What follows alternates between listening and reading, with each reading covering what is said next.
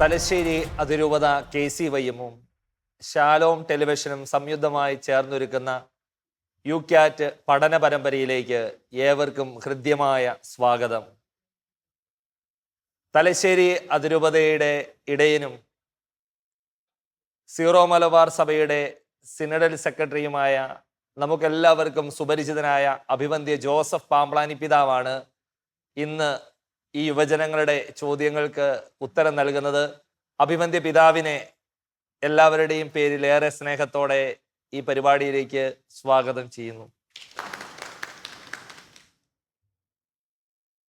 ഈ പരിപാടിയിൽ അഭിവന്ദ്യ പിതാവുമായി സംവദിച്ച് അവരുടെ സംശയങ്ങൾ ചോദ്യരൂപത്തിൽ പിതാവിന് മുൻപിൽ ഉന്നയിക്കുന്നത് തലശ്ശേരി അതിരൂപതയിലെ യുവജന നേതൃത്വമാണ്. എല്ലാ യുവജന സുഹൃത്തുക്കളെയും ഈ പഠന പരമ്പരയിലേക്ക് ഹൃദ്യമായി സ്വാഗതം ചെയ്യുന്നു. മുഖവരകളൊന്നുമില്ലാതെ നമുക്ക് ചോദ്യത്തിലേക്ക് പോകാമല്ലേ പിതാവേ? തീർച്ചയായും. ആദ്യത്തെ ചോദ്യം ചോദിക്കുന്നത് എഡ്വിനാണ്. ആദ്യത്തെ ചോദ്യം ചോദിക്കുന്നത് എഡ്വിന്റെ ചോദ്യത്തിലേക്ക് നമുക്ക് പോകാം. പിതാവേ, എൻ്റെ പേര് എഡ്വിൻ. ഞാൻ മാട്ര ഇടവകയിൽ നിന്നാണ് വരുന്നത്. പിതാവ്, എനിക്ക് ചോദിക്കാനുള്ളത്, സഭയിൽ നമ്മൾ മനസ്സിലാക്കുകയും പഠിപ്പിക്കുകയും ചെയ്യുന്നത് ദൈവത്തെ മാത്രമേ ആരാധിക്കാവൂ എന്നുള്ളതാണ്. ഈശോയുടെ അമ്മ എന്ന നിലയിൽ മാതാവിനെ ആരാധിക്കാൻ നമുക്ക് സാധിക്കുമോ? ഈശോയുടെ അമ്മ എന്ന നിലയിൽ മാതാവിനെ നമുക്ക് ആരാധിക്കാൻ പറ്റുമോ? ഇതാണ് എഡ്വിൻ്റെ ചോദ്യം. ഇതുവരെയും പഠിച്ച വേദപാഠം വെച്ച് എഡ്വിൻ അതിനൊരു ഉത്തരം പറയാൻ നോക്കി. മാതാവിനെ ആരാധിക്കാവോ ഇല്ലയോ?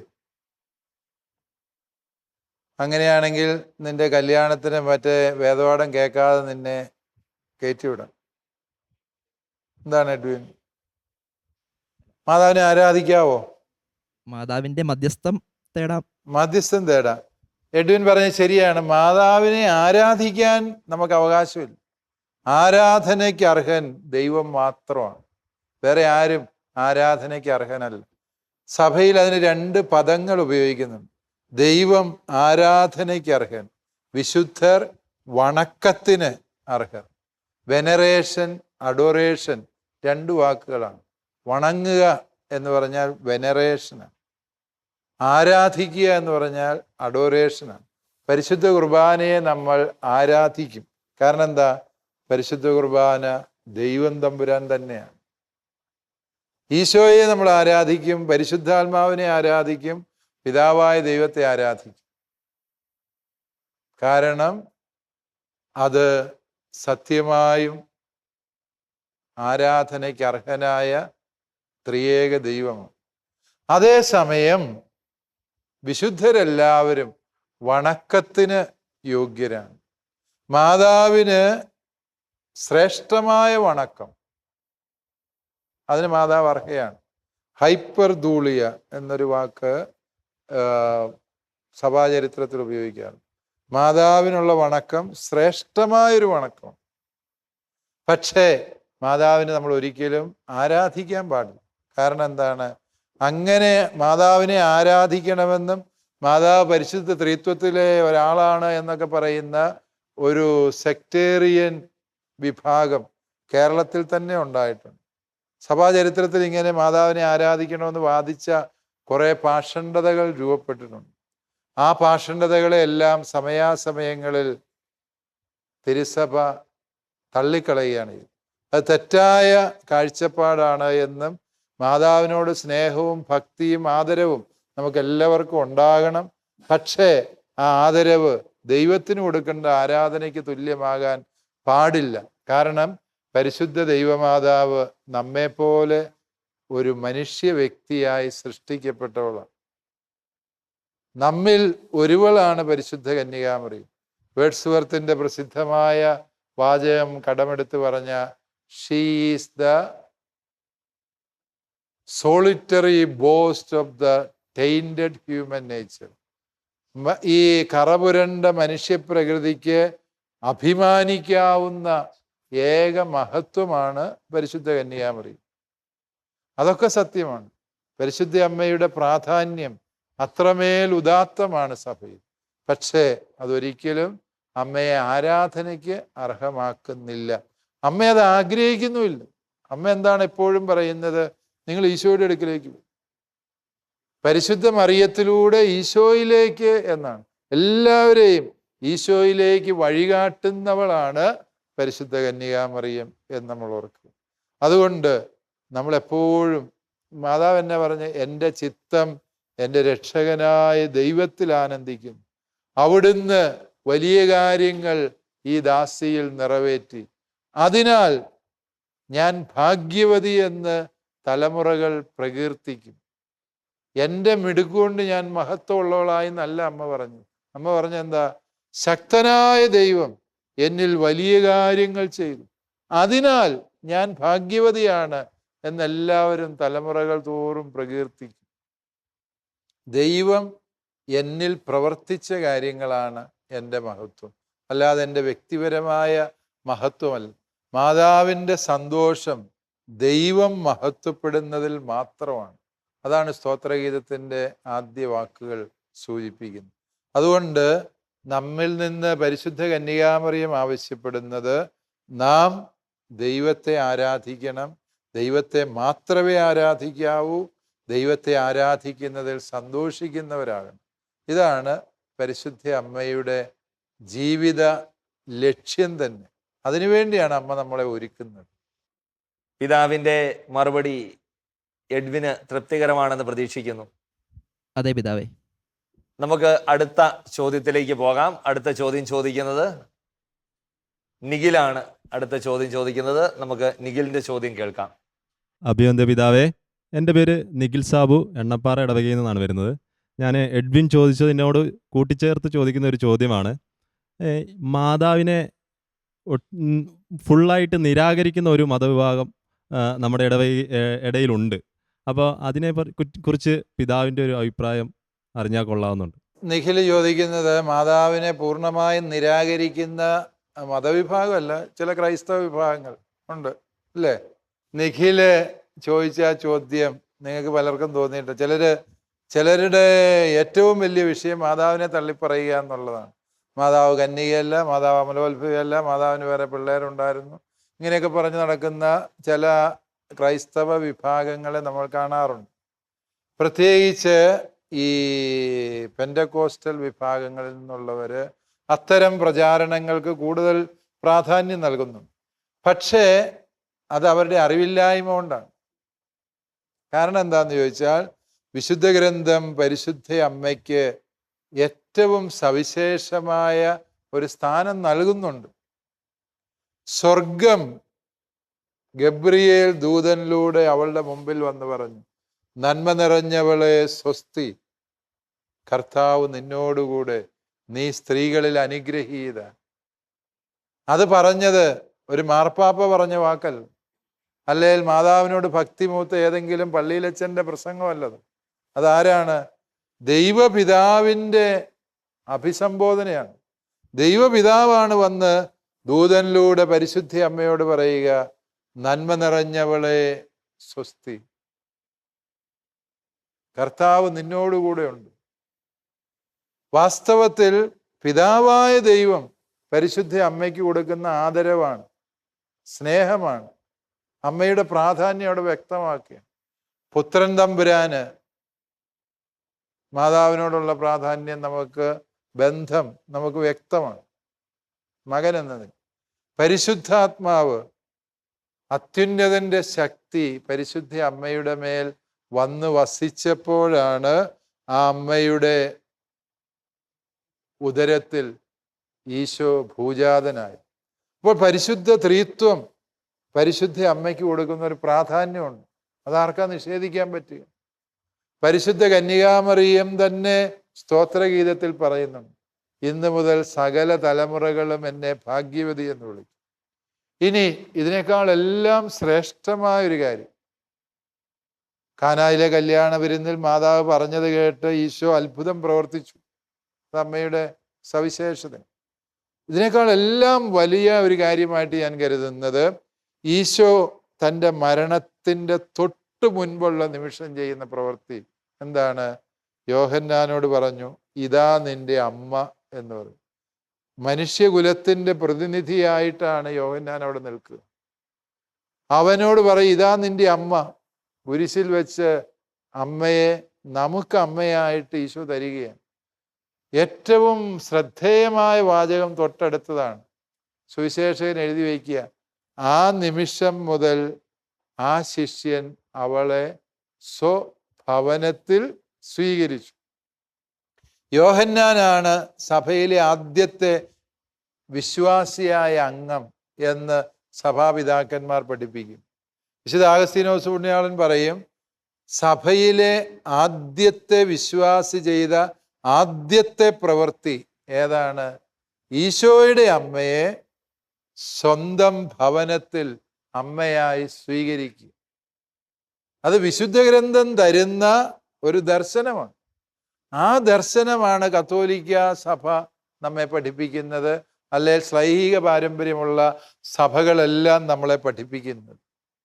ആ വിശുദ്ധ ഗ്രന്ഥത്തിൻ്റെ ആഴമേറിയ ദർശനം ഗ്രഹിക്കാത്തത് കൊണ്ടാണ് പലരും മാതാവിനെയും വിശുദ്ധരെയും ഒക്കെ ആക്ഷേപിച്ച് നടക്കുന്നതിൽ എന്തോ വലിയ കാര്യം തങ്ങൾ ചെയ്യുന്നു എന്ന മട്ടിൽ സംസാരിക്കുന്നു. സഭയിൽ ഈശോ മിശിഹായേക്കാളും വലിയ പ്രബോധനം ആരും നൽകരുത്. ഈശോയേക്കാളും വലിയ പ്രബോധനം നൽകുന്നവര് അബദ്ധ പ്രബോധകരാണ്. ആ രീതിയിൽ മാത്രമേ നമുക്കതിനെ മനസ്സിലാക്കാൻ സാധിക്കുകയുള്ളൂ. ഈശോ നൽകിയ പ്രബോധനം തൻ്റെ അമ്മയെ നാം ഓരോരുത്തരും നമ്മുടെ ഭവനത്തിൽ അമ്മയായി സ്വീകരിക്കണം എന്നുള്ളതാണ്. അതുകൊണ്ട് പരിശുദ്ധ കന്യകാമാതാവിനെ തള്ളിപ്പറയുന്നവരോട് എനിക്കൊന്നും പറയാനില്ല. കാരണം എന്താണ്? ഞാൻ പലപ്പോഴും അവരോട് സംസാരിക്കുമ്പോൾ പറയാറുണ്ട്, എനിക്ക് നിങ്ങളോട് പറയാനൊന്നുമില്ല. കാരണം അമ്മയില്ലാതെ വളർന്ന കുഞ്ഞുങ്ങളാണ് നിങ്ങൾ. അമ്മയില്ലാതെ വളരുന്ന പിള്ളേർ കുരുത്തക്കേടുകൾ കാണിക്കും, പല വികൃതികളും തോന്നിയാസങ്ങളൊക്കെ പറയും. ഒരു കുഞ്ഞിനെ ശരിയായ രീതിയിൽ വളർത്തിയെടുക്കുന്നത് അമ്മയുടെ സാന്നിധ്യമാണ്, അല്ലേ? എന്നതുപോലെ ഈ പറഞ്ഞ ഗ്രൂപ്പുകാർക്കുള്ള ഒരു വലിയ വിഷമം. എനിക്ക് ഇവരിൽ പല സുഹൃത്തുക്കളുണ്ട്. അവർ ഈ കാര്യമൊക്കെ എന്നോട് തർക്കിക്കുമ്പോൾ ഞാൻ പറയാറുണ്ട്, ഞാൻ നിങ്ങളോട് തർക്കത്തിനൊന്നുമില്ല, പക്ഷെ നിങ്ങൾക്ക് ഒരു കുറവുണ്ട്. എന്താണ്? നിങ്ങൾ അമ്മയില്ലാതെ വളർന്ന പിള്ളേരാണ്. അതുകൊണ്ട് നിങ്ങളിങ്ങനെ ഈ കുരുത്തക്കേടുകളൊക്കെ പറയും. നിങ്ങൾ അമ്മയുള്ള മക്കളായി വളരാൻ ശ്രമിക്കുക. അപ്പോൾ നിങ്ങൾക്ക് അതിൻ്റെ വ്യത്യാസം മനസ്സിലാക്കാൻ സാധിക്കും. പരിശുദ്ധ അമ്മയോട് ചേർന്ന് നാം വളരുമ്പോൾ നാം സത്യമായും ഈശോയിൽ എത്തിച്ചേരുന്നു, അവിടുത്തെ പരിശുദ്ധാത്മാവിൽ എത്തിച്ചേരുന്നു, സർവോപരി പിതാവായ ദൈവത്തിൻ്റെ സന്നിധിയിൽ നാം എത്തിച്ചേരും. താങ്ക് യു പിതാവേ. കുരിശിൽ കിടന്നുകൊണ്ട് ഈശോ നമുക്ക് നൽകിയ പരിശുദ്ധ അമ്മയെ അഭിവന്ദ്യ പിതാവ് പറഞ്ഞതുപോലെ നമുക്കും സ്വീകരിക്കാം. വളരെ മനോഹരമായൊരു ചോദ്യവും നല്ല ഒരു ഉത്തരവുമായിരുന്നു. നമുക്ക് അടുത്ത ചോദ്യത്തിലേക്ക് പോകാം. അടുത്ത ചോദ്യം ചോദിക്കുന്നത് അഖിലാണ്. അടുത്ത ചോദ്യം ചോദിക്കുന്നത് നമുക്ക് അഖിലിനെ ശ്രവിക്കാം. അഭിവന്ദ്യ പിതാവേ, എൻ്റെ പേര് അഖിൽ ഡൊമിനിക്, കൊളക്കാട് ഇടവകയിൽ നിന്നാണ് വരുന്നത്. എൻ്റെ ചോദ്യം യുവാക്കൾക്കിടയിൽ എന്നും ഒരു സംശയമായിട്ട് നിൽക്കുന്ന ഒരെണ്ണമാണ്. നമ്മുടെ വിശ്വാസ പ്രമാണത്തിൽ നമ്മൾ ഏറ്റുപറയുന്നുണ്ട്, പാപങ്ങളുടെ പൊറുതിയിൽ ഞാൻ വിശ്വസിക്കുന്നുവെന്ന്. യഥാർത്ഥത്തിൽ പാപങ്ങൾ പൊറുക്കാൻ സഭയ്ക്ക് സാധിക്കുമോ? എന്താണ് പിതാവിൻ്റെ അഭിപ്രായം? യെസ്, അഖിലിൻ്റേത് വളരെ ഗൗരവമുള്ളൊരു ചോദ്യമാണ്. പാപങ്ങളുടെ മോചനത്തിൽ ഞാൻ വിശ്വസിക്കുന്നു, പാപപ്പൊറുതിയിൽ വിശ്വസിക്കുന്നു, അല്ലേ? അതാണ് ചോദിച്ചത്. അഖില് പറഞ്ഞത് ന്യായമായൊരു ചോദ്യമാണ്. പാപം പൊറുക്കാൻ സഭയ്ക്ക് എങ്ങനെയാണ് കഴിയുക, അല്ലെ മനുഷ്യർക്ക് എങ്ങനെയാണ് കഴിയുക? സാധിക്കുകയല്ല. അഖിലെ, പാപം പൊറുക്കാൻ ദൈവത്തിന് മാത്രമേ കഴിയൂ. ദൈവപുത്രനായ ഈശോ മിശിഹ കാൽവരിയിലെ കുരിശിൽ സ്വന്തം ചോര ചിന്തി ജീവൻ അർപ്പിച്ച ആ ബലിയുടെ യോഗ്യതയിലൂടെ മാത്രമേ മനുഷ്യകുലത്തിൻ്റെ പാപം മോചിക്കപ്പെടുകയുള്ളൂ. പഴയ നിയമത്തിൽ ലക്ഷക്കണക്കിന് ആടുകളുടെ കഴുത്തറുത്ത് ചോര വീഴ്ത്തി അവർ പാപമോചനത്തിൻ്റെ പരിഹാര ബലി അർപ്പിച്ചിരുന്നു, പാപപരിഹാര ബലി. പക്ഷേ മനുഷ്യന്റെ പാപത്തെ മോചിക്കാൻ കുഞ്ഞാടുകളുടെ രക്തത്തിന് കഴിയുമായിരുന്നില്ല. അത് മോചിക്കാൻ ദൈവത്തിൻ്റെ കുഞ്ഞാടായ ദൈവപുത്രനായ ഈശോയുടെ ബലി ആവശ്യമായിരുന്നു. ഈശോയുടെ ആ ബലിക്ക് മാത്രമേ മനുഷ്യകുലത്തിൻ്റെ പാപം മോചിക്കാൻ കഴിയുള്ളൂ. താൻ 2000 കൊല്ലം മുമ്പ് കാൽവരിയിലെ ബലിയിൽ നേടിയെടുത്ത മനുഷ്യകുലത്തിൻ്റെ പാപമോചനം എന്ന ആ സത്യത്തെ ഇന്ന് സകല മനുഷ്യർക്കും സംലഭ്യമാക്കാൻ ദൈവം തിരുസഭയെ സ്ഥാപിച്ചു. അതാണ് സത്യം. ആ തിരുസഭയ്ക്ക് ഈശോ കൊടുത്ത അധികാരമാണ് ഏത്? പാപമോചനത്തിനുള്ള അധികാരം. പാപമോചനം ഒരു വൈദികൻ കുമ്പസാരക്കൂട്ടിൽ നിന്റെ പാപങ്ങൾ പിതാവിൻ്റെയും പുത്രൻ്റെയും പരിശുദ്ധാത്മാവിൻ്റെയും നാമത്തിൽ മോചിക്കപ്പെട്ടിരിക്കുന്നു എന്ന് പറയുമ്പോൾ ഒരിക്കലും നിങ്ങൾ തെറ്റിദ്ധരിക്കരുത്, അത് വൈദികൻ സ്വന്തം അധികാരം ഉപയോഗിച്ച് മോചിക്കുകയല്ല. മറിച്ച് അതെന്താണ്? കുരിശിലെ ബലിയുടെ യോഗ്യതയാൽ ദൈവം ഈ ഭൂമിയിൽ സകല മനുഷ്യരുടെയും പാപം മോചിക്കാൻ സന്നദ്ധമായി. ഈശോയുടെ കുരിശിലെ ബലിയിലൂടെ കൈവന്ന ആ പാപമോചനത്തിൻ്റെ സദ്വാർത്ത ആ വ്യക്തിയെ സഭ ഔദ്യോഗികമായി അറിയിക്കുകയാണ് വാസ്തവത്തിൽ കുമ്പസാരം എന്ന കൂദാശയിലൂടെ. അതുകൊണ്ട് കുമ്പസാരം എന്ന കൂദാശ സഭയുടെ ഏറ്റവും ശക്തമായ ഒരു സുവിശേഷ പ്രഘോഷണമാണ്. നിന്റെ പാപം ഈശോയുടെ തിരുരക്തത്താൽ മോചിക്കപ്പെട്ടിരിക്കുന്നു. അതൊരു സദ്വാർത്തയാണ്.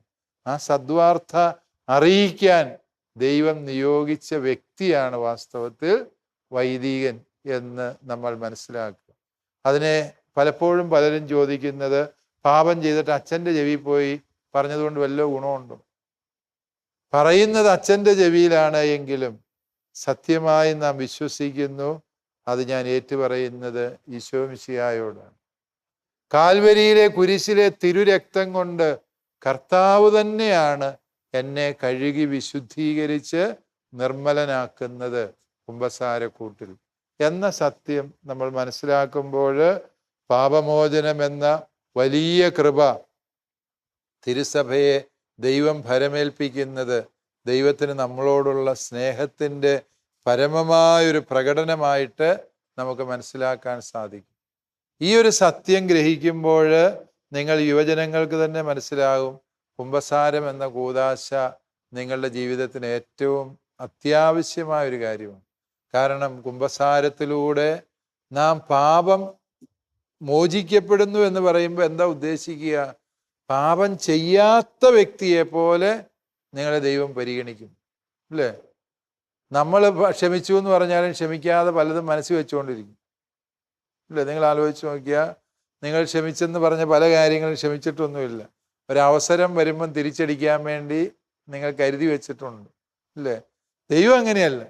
ദൈവം ക്ഷമിച്ചു എന്ന് പറഞ്ഞാൽ എന്നേക്കുമായിട്ട് ക്ഷമിച്ചു. കുമ്പസാരിച്ച ഒരു വ്യക്തിയെ ആ പാപം ചെയ്യാത്ത ഒരു വ്യക്തിക്ക് തുല്യനായി ദൈവം പരിഗണിക്കുന്നു. കാരണം നീ കഴുകപ്പെട്ടത് കർത്താവിൻ്റെ വിശുദ്ധ രക്തത്താലാണ്. അതാണ് കുമ്പസാരക്കൂട്ടിൽ സംഭവിക്കുന്ന അത്ഭുതം എന്ന് ഓർക്കുക. അപ്പോൾ വിശുദ്ധരാകാൻ നമ്മെ ദൈവം ശക്തിപ്പെടുത്തുന്ന കൂദാശയാണ് കുമ്പസാരം എന്ന കൂദാശ. നന്ദി പിതാവേ. ചെറിയൊരു സംശയം കൂടെ എനിക്ക് അതിനകത്ത് ബാക്കി നിൽക്കുന്നുണ്ട്. ചോദിച്ചോളാം. ഇപ്പം നമുക്ക് പാപങ്ങൾ തന്നെ ലഘുപാപങ്ങൾ, മാരക പാപങ്ങൾ, അങ്ങനെ പലതരത്തിലുണ്ടല്ലോ. എല്ലാ പാപങ്ങളും സഭയ്ക്ക് മോചിപ്പിക്കാൻ സാധിക്കുമോ? അതുപോലെ ഇങ്ങനെ സഭയിൽ നമ്മൾ പാപമോചനം നേടുമ്പോൾ ഏതൊക്കെ രീതിയിലാണ് നമുക്ക് പാപമോചനം നേടാൻ സാധിക്കുക? കുമ്പസാരം മാത്രമാണോ ഉള്ളത്? യെസ്, അത് വളരെ പ്രായോഗികമായൊരു ചോദ്യമാണ്. പാപങ്ങൾ രണ്ട് തരമുണ്ട്. മാരക പാപങ്ങൾ, മാരകം എന്ന് പറഞ്ഞാൽ മരണകരമായത് എന്ന് പറഞ്ഞാൽ ഉദ്ദേശിക്കുന്നത് നമ്മുടെ ആത്മാവിനെ നശിപ്പിക്കാൻ എന്ന് പറഞ്ഞാൽ സ്വർഗം നമുക്ക് നിഷേധിക്കാൻ പര്യാപ്തമായ പാപങ്ങളാണ് മാരകപാപം. ഈ മാരകപാപങ്ങൾ കുമ്പസാരം എന്ന കൂദാശയിലൂടെയാണ് മോചിക്കപ്പെടുന്നത്. അതിനകത്ത് സംശയമൊന്നും വേണ്ട. മാരകപാപങ്ങൾ കുമ്പസാരക്കൂട്ടിൽ പാപം ഏറ്റുപറഞ്ഞ് മോചനം നേടും. ലഘുപാപങ്ങൾ ഉണ്ട്. അത് നമ്മുടെ ആത്മാവിൽ വരപ്രസാദത്തിൻ്റെ കുറവ് വരുത്തുന്നതേ ഉള്ളൂ. ആത്മാവിൻ്റെ വളർച്ചയെ അത് ഇല്ലാതാക്കുന്നില്ല, ആത്മാവിനെ അത് നശിപ്പിക്കുന്നില്ല. അതുകൊണ്ടാണ് അതിന് ലഘുപാപം എന്ന്. വരപ്രസാദത്തിലെ കുറവാണ്. അത് പരിഹരിക്കാൻ ഇപ്പം ഏറ്റവും എളുപ്പത്തിൽ ലഘുപാപങ്ങൾ മോചിക്കപ്പെടുന്നത് പരിശുദ്ധ കുർബാന എന്ന കൂദാശയിൽ പാപമോചന ശുശ്രൂഷയുണ്ട്, അനുരഞ്ജന ശുശ്രൂഷയുണ്ട്. ആ അനുരഞ്ജന ശുശ്രൂഷയിൽ പങ്കെടുക്കുമ്പോൾ ലഘുപാപങ്ങൾ മോചിക്കപ്പെടുകയും നമുക്ക് പരിശുദ്ധ കുർബാന സ്വീകരിക്കാൻ നമ്മൾ സ്വയം ഒരുക്കപ്പെടുകയും ചെയ്യും എന്നാണ് സഭ പഠിപ്പിക്കുക. അത് മാത്രമല്ല, നിങ്ങൾക്ക് ഈ ലഘുപാപങ്ങൾ മോചിക്കപ്പെടുന്ന ഒട്ടനവധി സന്ദർഭങ്ങൾ വേറെയുണ്ട്. വിശുദ്ധ ഗ്രന്ഥം വായിച്ച് ധ്യാനിക്കുമ്പോൾ നമ്മുടെ ലഘുപാപങ്ങൾ ദൈവം ക്ഷമിക്കും എന്ന് സഭാപാരമ്പര്യം പഠിപ്പിക്കുന്നു. ഉപവാസവും അതുപോലെയുള്ള കഠിനമായ പ്രാശ്ചിത്ത കർമ്മങ്ങൾ അനുഷ്ഠിക്കുന്നവർ ദൈവസ്നേഹത്തെ പ്രതി അത് അനുഷ്ഠിക്കുമ്പോൾ നമ്മുടെ ലഘുപാപങ്ങൾ മോചിക്കപ്പെടാം എന്ന് സഭ പഠിപ്പിക്കുന്നുണ്ട്. അതുകൊണ്ട് വിവിധങ്ങളായ രീതികളിൽ ലഘുപാപങ്ങൾ മോചിക്കപ്പെടാം, അതിനകത്ത് സംശയമൊന്നുമില്ല. പക്ഷേ മാരകപാപങ്ങൾ കുമ്പസാരത്തിലൂടെ മോചിക്കപ്പെടുകയുള്ളൂ. വീണ്ടും എല്ലാ പാപവും മോചിക്കാൻ സഭയ്ക്ക് ദൈവം അധികാരം കൊടുത്തിട്ടുണ്ടോ? വിശുദ്ധ ഗ്രന്ഥത്തിൽ പറയുന്നുണ്ട്, എന്താണ്? പരിശുദ്ധാത്മാവിനെതിരായ പാപം ഈ ലോകത്തോ വരാനിരിക്കുന്ന ലോകത്തിലോ ക്ഷമിക്കപ്പെടുകയല്ല. അപ്പോൾ ക്ഷമിക്കപ്പെടാത്ത ഒരു പാപമെങ്കിലും ഉണ്ട് എന്ന് നിങ്ങൾക്ക് തോന്നാം, ഇല്ലേ? ആ പരിശുദ്ധാത്മാവിനെതിരായ പാപം എന്ന് പറഞ്ഞാൽ എന്താന്ന് ചോദിച്ചാൽ, അത് ഒരു സത്യം അറിഞ്ഞ ശേഷവും അതിനെ തള്ളിക്കളയുന്നത്. ബോധ്യം വന്നിട്ടും നിങ്ങൾക്കറിയാം കുമ്പസാരം എന്ന കൂദാശയിലൂടെയാണ് പാപമോചനം നേടേണ്ടത് എന്ന ഉത്തമ ബോധ്യം ഉണ്ടായിട്ടും നിങ്ങൾ കുമ്പസാരിക്കാൻ അവസരം ഉണ്ടായിട്ടും കുമ്പസാരിക്കാതെ പാപത്തിൽ തന്നെ മുഴുകി ജീവിക്കുമ്പോൾ അതെന്താണ്? അത് പരിശുദ്ധാത്മാവിനെതിരായ തെറ്റാണ്. അതല്ലെങ്കിൽ തിരുസഭയെ നശിപ്പിക്കാൻ നടത്തുന്ന പ്രവർത്തനങ്ങൾ. നിക്കോദേമോസിന്റെ സുവിശേഷം എന്ന് പറയുന്ന ഒരു അപ്രമാണീയ ഗ്രന്ഥമുണ്ട്, 2-ാം നൂറ്റാണ്ടിൽ നിന്നും. ഈ ഗ്രന്ഥത്തിൽ ഒരു ചോദ്യം നിക്കോദേമോസ് ഈശോയോട് ചോദിക്കുന്നുണ്ട്. ഈശോയെ, അങ്ങ് പറഞ്ഞല്ലോ എല്ലാ പാപവും ക്ഷമിക്കപ്പെടും, പരിശുദ്ധാത്മാവിനെതിരായ പാപം ക്ഷമിക്കപ്പെടുകയില്ല. അപ്പോൾ ഏതാണ് ഈ പരിശുദ്ധാത്മാവിനെതിരായ പാപം എന്ന് ചോദിച്ചു. അപ്പോൾ ഈശോ നിക്കോദേമോസിനോട് പറയുന്നതായിട്ട് ആ പുസ്തകം രേഖപ്പെടുത്തുന്നത് എങ്ങനെയാണ്? നിക്കോദേമോസെ, പരിശുദ്ധാത്മാവ് ആരംഭിച്ചതും പരിശുദ്ധാത്മാവ് വളർത്തിയതും പരിശുദ്ധാത്മാവ് നയിക്കുന്നതുമായ ഒരേ ഒരു സത്യമേ ഉള്ളൂ, അത് പരിശുദ്ധ സഭയാണ്. ആ സഭയെ തകർക്കാൻ നടത്തുന്ന പരിശ്രമങ്ങൾ പരിശുദ്ധാത്മാവിനെതിരായ പാപമാണ്. ബോധപൂർവം തിരുസഭയെ അപമാനിക്കാനും നശിപ്പിക്കാനും നടത്തുന്ന എല്ലാ പ്രവർത്തനങ്ങളും എന്താണ്? പരിശുദ്ധാത്മാവിനെതിരായ പാപമാണ്. ഈ സോഷ്യൽ മീഡിയയിൽ പരിശുദ്ധാത്മാവിനെതിരായി പാപം ചെയ്യുന്നവരുടെ എണ്ണം വർദ്ധിക്കുന്നുണ്ട് എന്ന് യുവജനങ്ങളായി നിങ്ങൾ ശ്രദ്ധിച്ചാൽ മനസ്സിലാകും, അല്ലേ? സഭയെ തകർക്കാനും ആക്ഷേപിക്കാനും നടത്തുന്ന എല്ലാ പരിശ്രമങ്ങളും പരിശുദ്ധാത്മാവിനെതിരായ പാപമാണ്. കാരണം നമ്മുടെ രക്ഷയ്ക്കും പാപമോചനത്തിനും വേണ്ടി ദൈവം ഒരുക്കിയ വഴിയാണ് ഈ തിരുസഭ. ആ തിരുസഭയെ തന്നെ നമ്മൾ തള്ളിക്കളഞ്ഞാൽ പിന്നെ നമുക്ക് ആരാ പാപമോചനം തരുന്നു? ഇല്ലേ? കുമ്പസാരം എന്ന കൂദാശയിലൂടെ പാപമോചനം തരാൻ ദൈവം ആഗ്രഹിക്കും. കുമ്പസാരം തന്നെ അർത്ഥമില്ലാത്തതാണെന്ന് നമ്മൾ പറഞ്ഞുകൊണ്ട് നടന്നാൽ നമ്മൾ എങ്ങനെയാ പാപമോചനം നേടുക? ഇല്ലേ? അതുകൊണ്ട് സഭയ്ക്ക് പാപം മോചിക്കാൻ അധികാരമുണ്ടോ ഇല്ലയോ എന്നുള്ളതല്ല യഥാർത്ഥ ചോദ്യം. ഞാൻ സഭയെ അംഗീകരിക്കുന്നുണ്ടോ? സഭയിലൂടെ ദൈവം നൽകുന്ന ഈ പാപമോചനത്തിന്റെ വഴികളെ ഞാൻ പ്രയോജനപ്പെടുത്തുന്നുണ്ടോ ഇല്ലയോ? അതാണ് അടിസ്ഥാനപരമായ ചോദ്യം. ഇവിടെ ഈ എപ്പിസോഡ് പൂർണ്ണമാവുകയാണ്. മനോഹരമായ ചോദ്യങ്ങളും ചിന്തോദീപകമായ അഭിവന്ദ്യ പിതാവിൻ്റെ ഉത്തരങ്ങളും ഈ എപ്പിസോഡ് മനോഹരമാക്കി. ഞങ്ങൾക്ക്, യുവജനങ്ങൾക്ക് പുതിയ അറിവും ബോധ്യങ്ങളും നൽകുന്ന മനോഹരമായ ഉത്തരങ്ങൾ നൽകിയ അഭിവന്ദ്യ പിതാവിന് സ്നേഹത്തോടെ നന്ദി പറയുന്നു. കൂടുതൽ ചോദ്യങ്ങളും മനോഹരമായ ഉത്തരങ്ങളുമായി നമുക്ക് അടുത്ത എപ്പിസോഡിൽ വീണ്ടും കണ്ടുമുട്ടാം. നന്ദി, നമസ്കാരം.